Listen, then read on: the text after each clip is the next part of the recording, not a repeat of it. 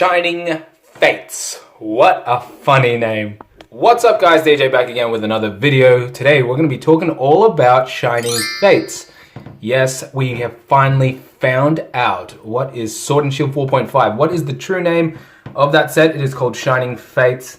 And all I've heard since that name has dropped is all these memes or whatever you want to call it, kind of teasing the name about Shining Legends and Hidden Fates, and you know how they got lazy with the name, and you know how it is. It's just kind of funny, right? So I saw one particular meme that I thought was quite funny. It'll be on the screen for you guys. But yes, we're going to talk all about that. We're going to talk about what's going to be projected to be available, what I think is going to be investable / collectible, and also what I think of the set overall. I did kind of make a video not too long ago about how there could possibly be 2 anniversary sets. I'm still hoping there will be an Evolutions 2.0, and I think there still will be. So this doesn't really change much. Obviously, we just found out that the name is Shining Fates. That's the biggest news, and also they revealed some of the products that they're going to have, which we've kind of seen before, except now we know a bit more detail about it. So we'll talk about that. So guys, just before we get started, make sure you subscribe, like the button. Enter my giveaways if you haven't already. Vivid Voltage giveaway, guess the energy. Nobody's guessed how many energies I have yet, so that giveaway is still up for grabs. And also the 1K subscriber giveaway, we're very close to that as well. That's a booster box, so feel free to join any of those giveaways, and let's get into this video. So guys, there is nothing really new per se in regards to what products are coming out. We've seen ETBs before, we've seen tins before, we've seen collection boxes before. That's pretty much what they released, or what's up for grabs for pre-order, which will be up, I think, tomorrow. It depends where you are, really. I have heard rumors about Chaos cards across UK. In Australia, I've seen some smaller card shops offering it, and also some of them saying that they're not sure about the quantity yet, so they're going to wait till January to take pre-orders, which is, I don't know if that's a bit late because the set comes out in Feb, but I think that's a smart way to avoid some scalper issues and all that stuff. So I don't think that's such a bad idea to leave pre-orders till Jan, considering the set will be out a month later. They also did that very similarly to, I think, Darkness Ablaze or Vivid Voltage. I can't really remember, but one of the recent sets, they did something like that. And I thought that was a smart move by some of the smaller stores to do that. So that's my thoughts anyway, but moving on. So the collection boxes, in regards to, you know, collecting wise, I think everyone's going to want to buy one of everything, one of each product, one of each tin, one collection box, one of those V boxes with a Pikachu on it, and one of the ETBs. But if you're talking purely, maybe potentially investment wise, I honestly think the ETB will do the best out of all of those products, mainly speaking because of the Eevee promo card that you're going to get in that box.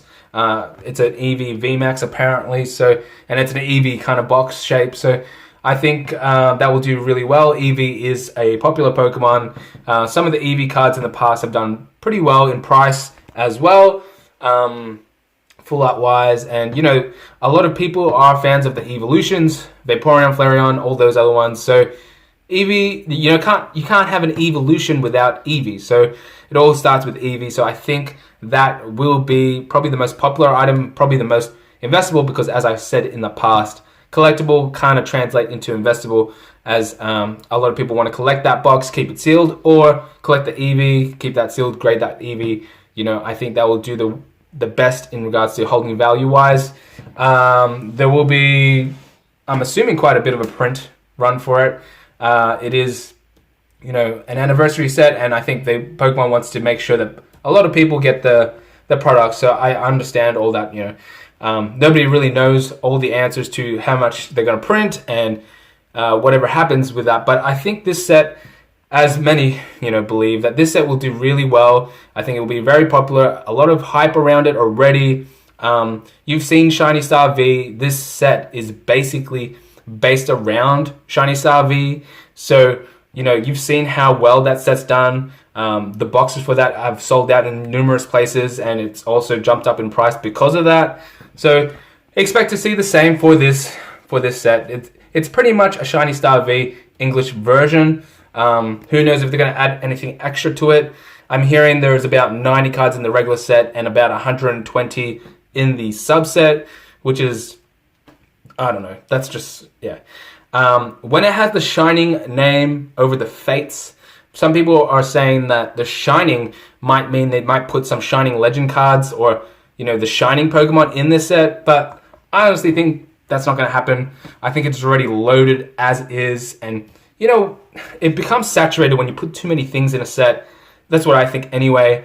It becomes a bit, you know, too much. You know, when you get fish and chips and you put too much salt on the chips and it's just like, you know, it gets a bit like that. So, you know, it already has amazing rares. It already has a lot of shinies. It has a subset. You know, it has Charizard vmax.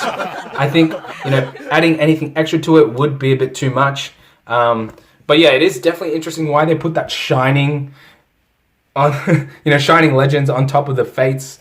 And literally the design is like that. So I thought that was quite funny too. And, you know, I guess, you know, that's all I've been hearing about the name and about, you know, possibly that, but I honestly don't think that's going to happen.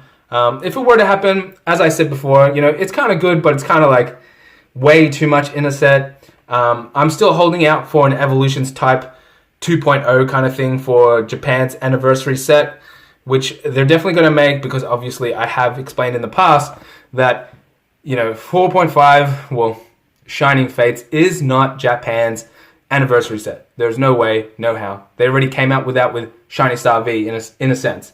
You know, it's kind of funny how that is, you know, how Shiny Star V is already out and that is our English anniversary set. But anyway, that's how it is.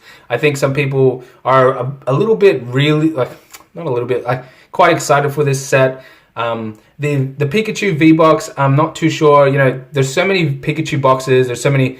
We just came out with Vivid Voltage with a lot of Pikachus in it. You know, the designs of the Pikachus are okay, but nothing too special. You know, we already know how these things work. You know, the tins are going to have a promo card. I've seen the promo cards. You know, they're not really Pokemon that can hold their own, in my opinion anyway.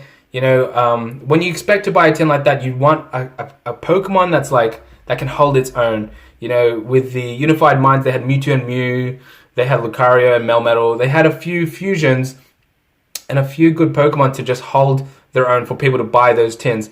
Correct me if I'm wrong, some of the Pokemon that is like, I know they're trying to introduce new Pokemon into, you know, a lot of the collector's eyes and stuff like that, but I'm not sure if they hold their own. You know, I guess the Pikachu V-Box and the Eevee ETB will probably do, you know, better than the tins. I think definitely the Pikachu and the Eevee will hold their own compared to the tins and the collection boxes.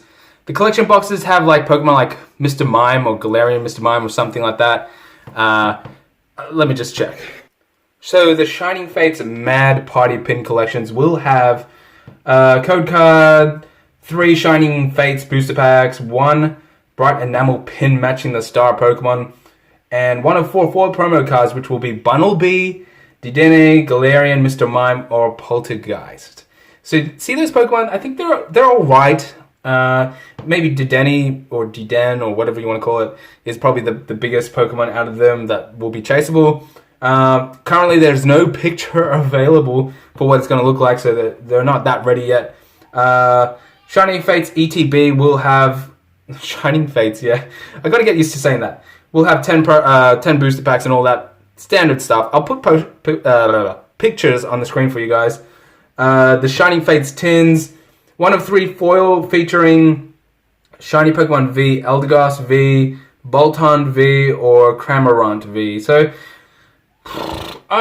they're okay. 6 booster packs in there and a code card. You know, I don't know about those Pokemon. You know, I understand what they're doing, and I understand that they need to do that because they can't keep putting Gen 1, Gen 2, Gen 3 Pokemon.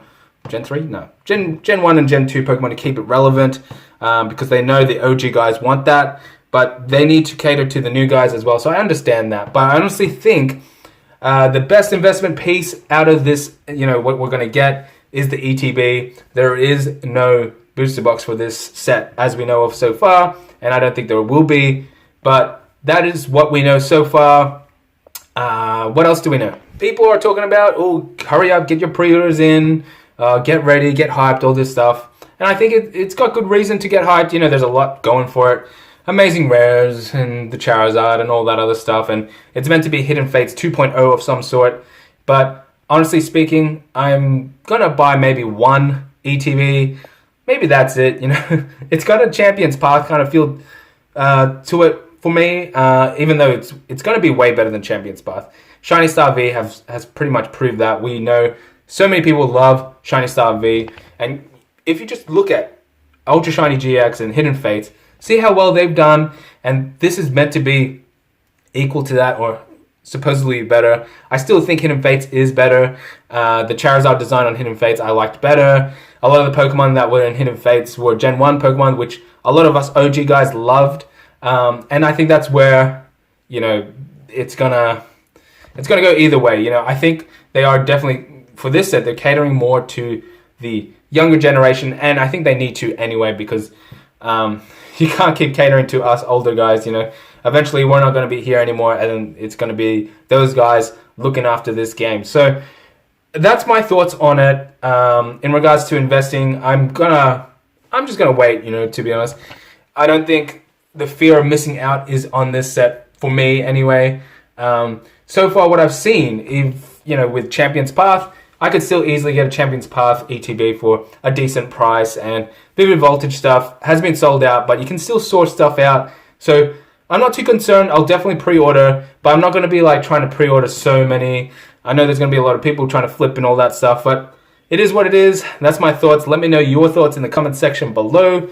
Look out for my next video. It will probably be based on Evolutions 2.0, which I think is going to be the Japan's version of their 25th anniversary set, which I'll probably personally go after compared to, you know, Shining Fates. But let me know what you think of the name, and see you guys in 2-3 days time. Bye.